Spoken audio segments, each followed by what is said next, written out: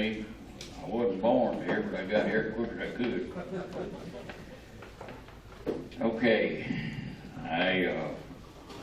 been the mayor the last 4 years, and I don't know, is this the time we're gonna tell what we done or what? You can tell about yourself, what you've done. Okay. Well, I just recently signed a little over $5 million worth of federal grants here in the city with the help of the city council. And one of them was a grant for $4 million that we were turned down, denied. And I got word from the grant people, and I challenged it with the state, and they looked it over and granted it to us later. That will be include a new water tower located close to this facility here. Big ground storage at the water wells. It'll replace the water storage tank on Rockdale Street and several feet of main line here in town. This last week I met with, well, it was yesterday, we met with the grant people, that engineers, and the construction company is going to start next week working on our sidewalk on Railroad Street. That project will take a few days to do that. But in the next several years, we're going in, I'd say the next 3 or 4 years, there's going to be a lot of activity going around here. And I'd like to also tell you that one of the first things that I implemented when I become mayor was building a facility for our gasoline and diesel behind the PD, and took up all the credit cards, and we got a accounting system there. The dispatcher releases all the fuel and makes, records it. Also, during this last couple of years, Mr. Jones and I met with the city works director, and we had problems out at the sewer plant, and one of our clarifiers went down. Instead of hiring the company that normally does the work, we decided that we'd do it and save the taxpayers probably $40,000 to $50,000. And right now, at the same time, we've got the other one down, so we're going to do it too. All right, Jimmy?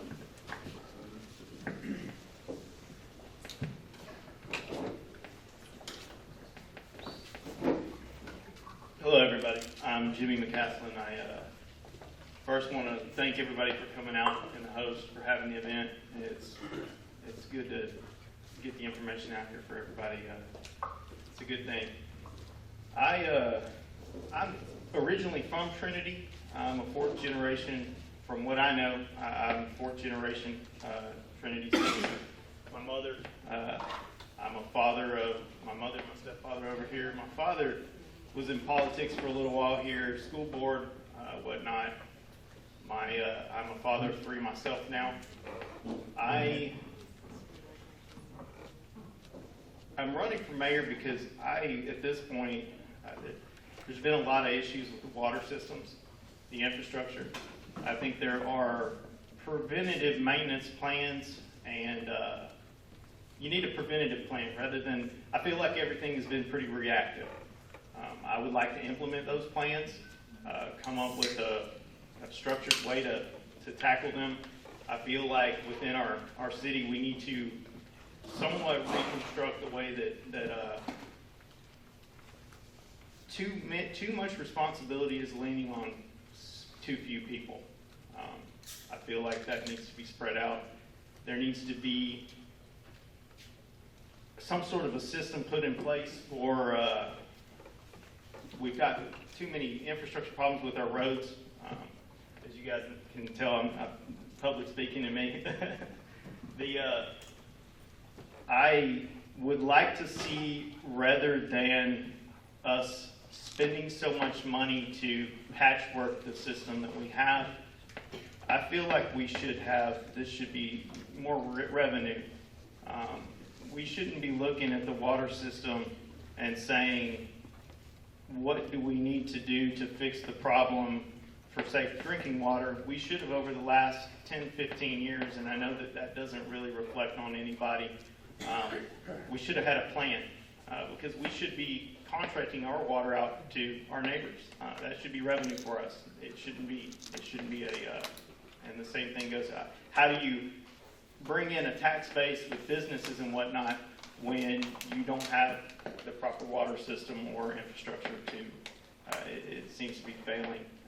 I hate to say that. It's nobody's fault. One thing I do see tonight here at this meeting is a lot of unity. Everybody has a lot of ideas. It seems like they're good ideas. I don't feel like it's anyone's fault, but here's what I do think. You need a mayor, and this is my goal, that will stand up and lead those to say, hey, we need unity. We need to find out what each of us.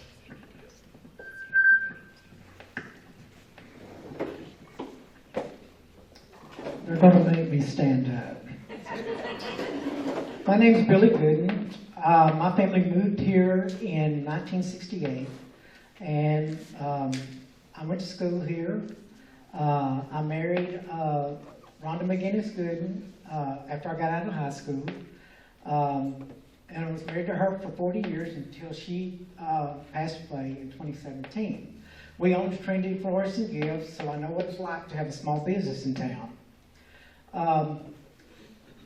I have a degree in applied science, and I've taken many classes and lots of continuing education in quality management, performance improvement, data analysis, and things like that. I am a certified medical technologist through the American Society of Clinical Pathologists, and also American Medical Technologists. I was the lab director for East Texas Medical Center I took the one in Trinity in 1997, and in 2003 I also took over the one in Huntsville. So I have a lot of experience with quality management, performance improvement, and things like that. And all the things that we've discussed tonight, I'm glad that we've got grants, and I'm glad we got some things that we're going to do. However, we have to look at the infrastructure that's crumbling, our streets that are in bad shape, our low employee morale, high turnover rates, sewer problems, garbage truck problems. All of those are all signs of poor quality management. If you don't believe me, you can look the word signs of poor quality management and you can see what those are. We need to devise a quality plan for our city that incorporates every aspect of our city, our employees, our infrastructure, our processes, our equipment, our finances, and most of all, our outcomes, because that's what our drive should be, is our customer satisfaction. And I'm calling you customers. I've been around the hospital so long, I may call you patients. But we should do everything that we do. We should drive toward your satisfaction and providing quality goods and services and needs for our community. That should be what drives everything we do. We can put all new things in, but if we don't maintain and have All right. Thank you, gentlemen. Mayor, you get the first question. And that's, are there laws or ordinances that are currently in place that you feel should be altered, removed, or added? And if so, what would that be? I'm gonna have to ask you to step over here and repeat that. I'm sorry. I didn't understand Are there laws or ordinances that need to be changed or added to? Laws or ordinances that need to be changed or added to? And what would you do to do that?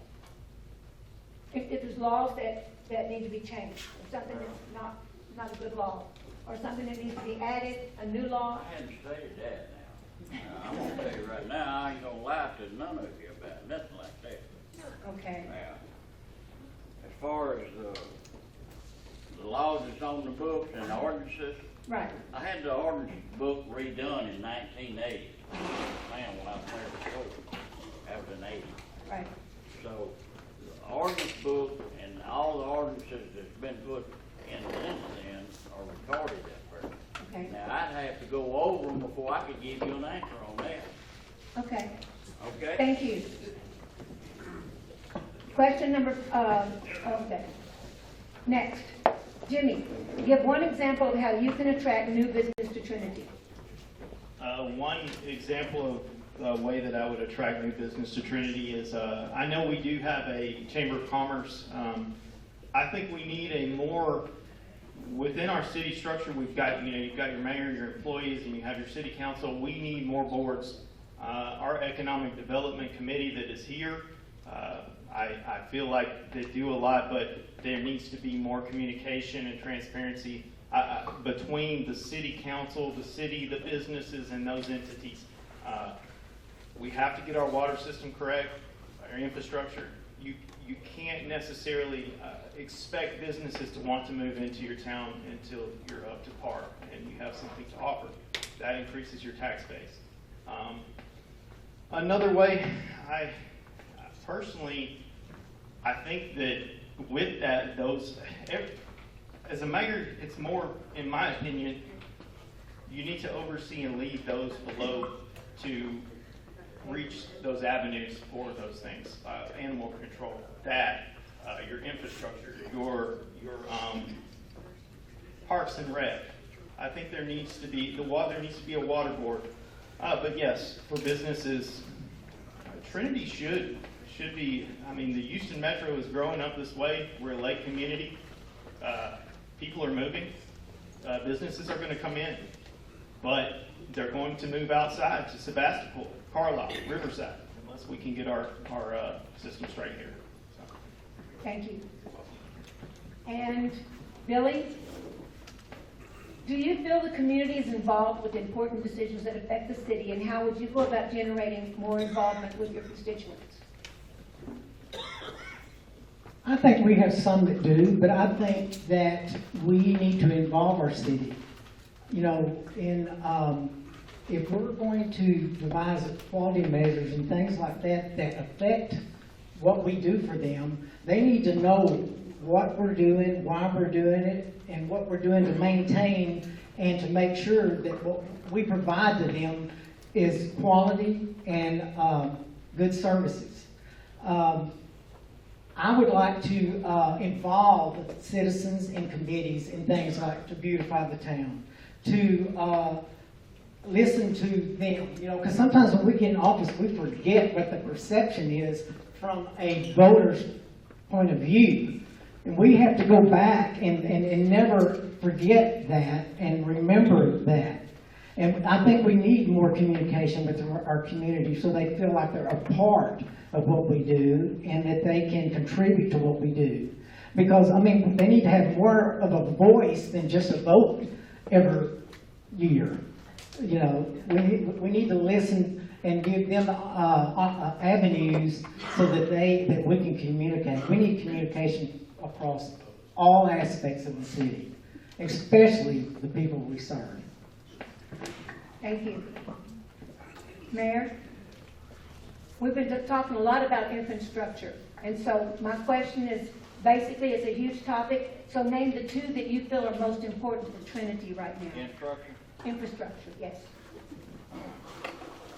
Well, the roads has got to be fixed, and we got the money to do a bunch of it now. We're just fixing to bid the streets out. Also, they talking about this water situation. We pretty much got it under control. I just signed a 35-year contract with TRA, And, we're laying a new water line to tie it into our other system, so, our sewer and water and streets is, to my opinion, would be our main goal on that. Thank you. Okay, Jimmy, do you think allowing new business in our community is economically stimulating and necessary? Or do you think that it can fundamentally wreck our small town way of life? Well, this may, I don't know if it's the most popular opinion. I believe that you should look out for the interests of the business owners and the citizens of your community. I want to preserve the small town feel of Trinity. But I also look at things from a perspective of no matter what we do, it's going to grow. So we either meet in the middle, we find a common ground to preserve what we can, or we lose it all. Because those individuals are going to come up here and they're going to run for offices. I would like to protect that. I think that you implement ordinances and different and such to try to control what you can and can't, and zoning areas. There's all kinds of areas within the city that need to be, that I look at that can prevent certain things that you may not want. So to answer the question, yes, business growth is good. Outside, you want outside business. I don't see it as a negative for the businesses that are here. You look into, if you start studying, and I don't know everything about business, but from, it's a proven fact. You've got one furniture store, you've got 3 furniture stores. Everybody, you will gain more you feed off of each other. So yes, I believe that bringing in more business is a good thing. Outside, I believe in bringing everything up to par inside for the businesses that are here, and I do think that it will benefit both sides. Okay. And Billy, would you be willing to implement term limits for both city council members and for mayor? Well, I guess that depends. It's hard to get some people in a small town to run. We have lots of elections here in our small towns, and nobody ever, runs. This year we've had quite a few, but there's a lot of times when no one runs. I know I wouldn't care because I don't have plans to be a lifetime politician. I plan to retire and I'd like to enjoy life a little bit, and I think it would bring some variety, maybe some new blood. But I guess it's a two-edged sword. If you've got people in there that are doing their job and really making progress, it could be a bad thing. But if you've got stalemate and things that are not happening, or people that are not representing you, like you feel they should, it could be an option. I really don't have enough data on that to say yes or no. I mean, I think we just have to be depending on the situation and the what the people want. Okay. That's what counts, is what they want. All right. In the other 2 groups, we asked a question for all 3 of them, or all 6 of them, and they all answered it. I saved that question for last because I want to hear what you guys have to say. I'm going to start with the mayor and ask this final question. And you'll all answer the same question, so give it some thought, guys. As mayor, what is your role in city government, and where does the buck stop? Buck stops at his desk, I'll tell you now. Well, the way I look at it, you have to provide the service. That's all we got to sell. Plus, there's many things that happen during the week and night. It doesn't matter. You got to answer the call, and I'm willing to say that being available, being dedicated. It takes time to do it. It's a thankless job if you really get down to it. And most of the time, all you hear is complaints. You don't ever get hardly ever get a thank you out of it. I've been doing it for not just the mayor's job, but I sat on the city council most of the time since 1970, so I've seen a few come and I've seen them go. I've served under 4 mayors, so I know what it takes to provide the service.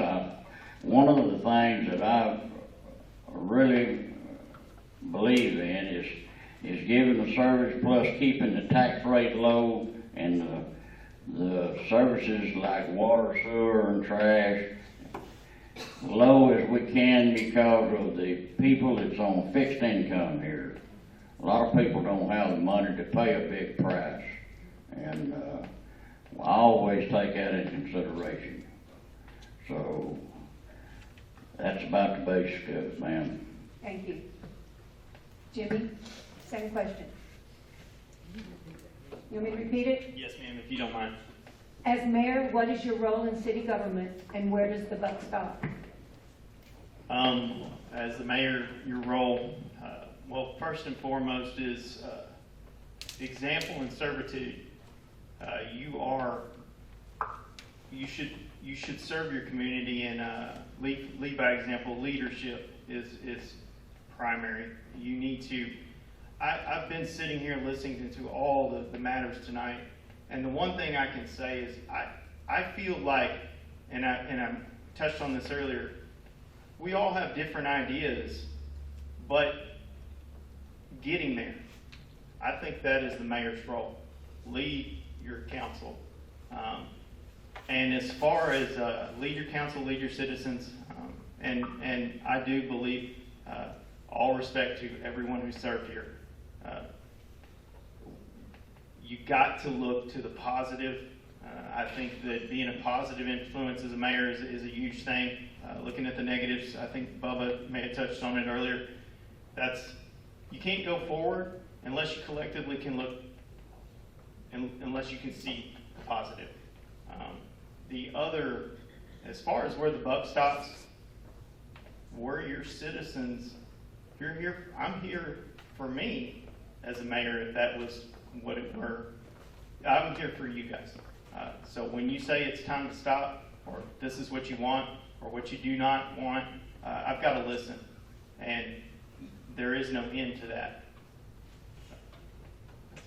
Thank you. Go ahead, Darryl. I think the role of the mayor is to build a team. I think that he should utilize the expertise. You know, each individual council member has an expertise in some field or something that they do good. You should utilize those assets and build together a team that works together, is open, that you share information with, and you listen and be able to listen to people and listen to their ideas. Because sometimes you may have a good idea, but a piece of their idea may not be perfect, but a piece of it might make make your idea perfect. And where the buck stops, I think the buck stops with the whole team. We're supposed to work together as a team. We're supposed to work together to make decisions. And I think that when you work together and you get ideas from each other, you know, I think we all bear a burden when something goes right or when it goes wrong, or the credit when something goes right. So I would think that as a council and a team, because, you know, the mayor, he's the leader, but the council pretty much makes the decisions. So I think we should, you know, that would be a share, where the buck stops should be with the entire team. Okay. Thank you so much, gentlemen. And thank you all for coming tonight. You've been amazing. And next time we'll probably start just a little earlier with this.